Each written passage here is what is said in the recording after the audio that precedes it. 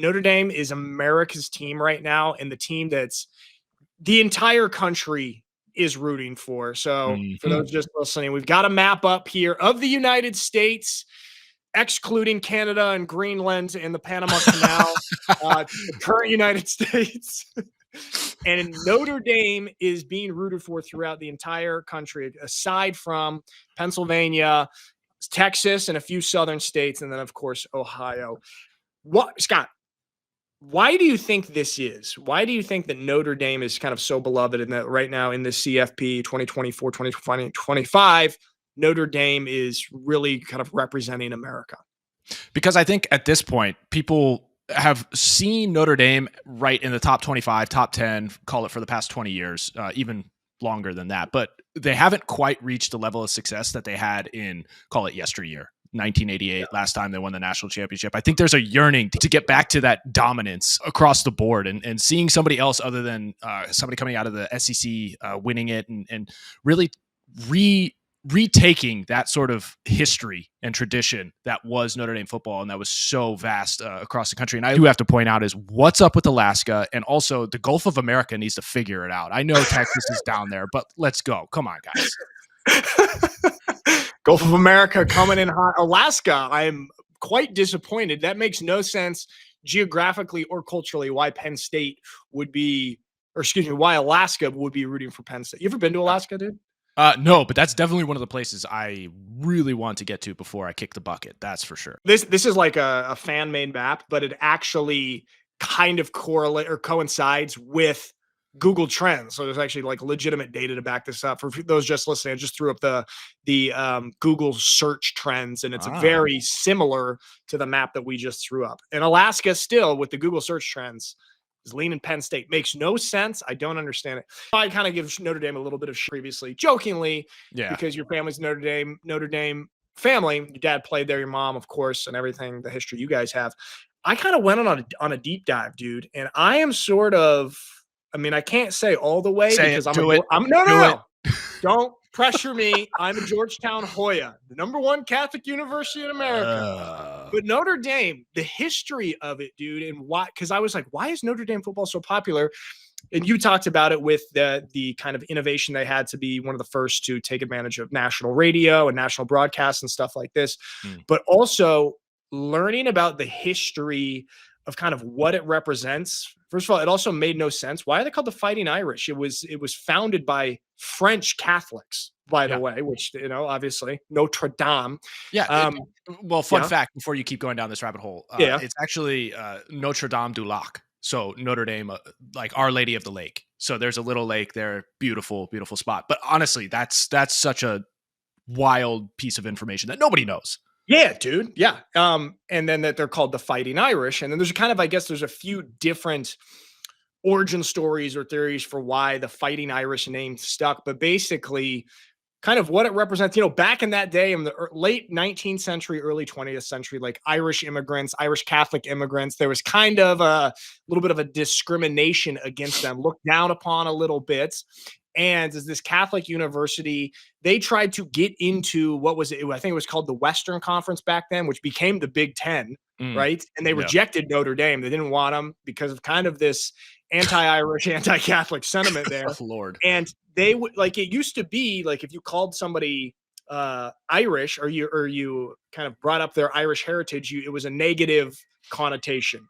And Notre Dame kind of just leaned into this and being the Fighting Irish. And so now what this to me represents is sort of America's story of like new immigrants coming to America and, trying to build a life there and pursue the American dream. And this is kind of what Notre Dame represents with that origin story there. Do you think that this is legitimate?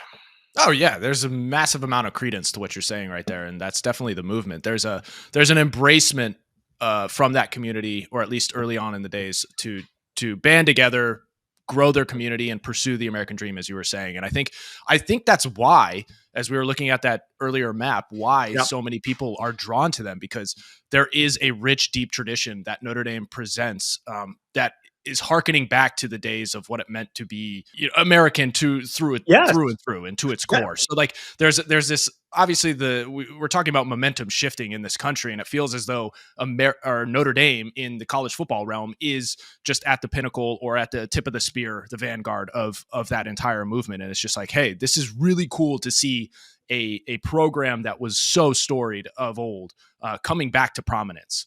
Yes, dude. And I think that's kind of one of the cool things. And this is why it makes sense to me is like, whether you are Catholic or not, whether you have Irish heritage or not, if you are an American, you can have a connection to Notre Dame because of that origin story. And so I think that's kind of what's hitting and kind of resonating with a lot of people across the country. Myself, like I said, I'm getting kind of reborn as a Notre Dame, I don't want to say fan, but a Notre Dame admirer, shall we say.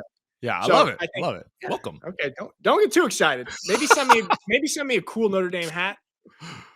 I'll take that. Getting back to the game, actually looking at the talent on these rosters, not too much of a disparity in terms of like blue chip recruits, except for in the 5 stars. Penn State has 5-star players on their roster. Notre Dame only has 1. But this kind of goes back to what you were saying, Scott, is that it's not about having the overall superstar solo players, but just having a team that works really well together.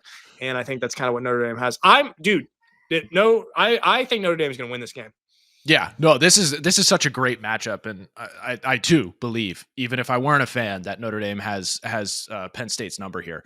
I think to these numbers right here, I think both programs, they're kind of in the same realm, though I think Notre Dame does a better job at this. But I think Notre Dame is it's a culture and an organization and team that is dead set on developing players, right? So while they may utilize the transfer portal, yes, to a certain degree, and they do utilize the NIL, the new rules to the NIL, and gathering some players that they may not otherwise have recruited early on in stages, the majority and bulwark of this team comes from those that they get who are 4, 3, 2 stars, right? And they develop those guys into the quality and caliber of, say, a high 4-star to a 1-star. And those are the dudes who end up going to the league. And we see that time and time again, each recruiting class that happens.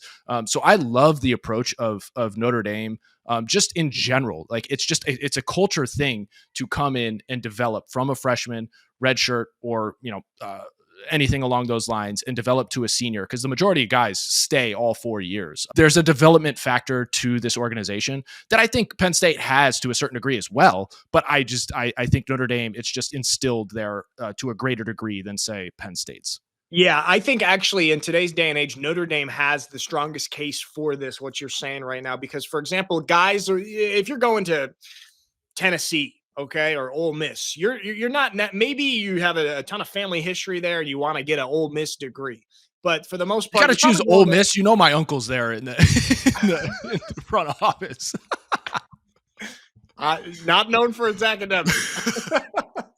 But if you're going to Notre Dame as a recruit, you are like, of course you're going there for football, but also Notre Dame attracts a certain type of recruit that cares about more things than just the football field. It's an organization, institution that is kind of developing you fully as a person. Not to say that other colleges don't do that, but with a program like Notre Dame that's super elite academically as well, I think that you're going to have less guys ditching out into the transfer portal if they're sitting behind somebody, and they'll stay there and develop, because getting that Notre Dame degree is super important to them as well. Yeah, they're a bunch of nerds. That's what I was trying to say.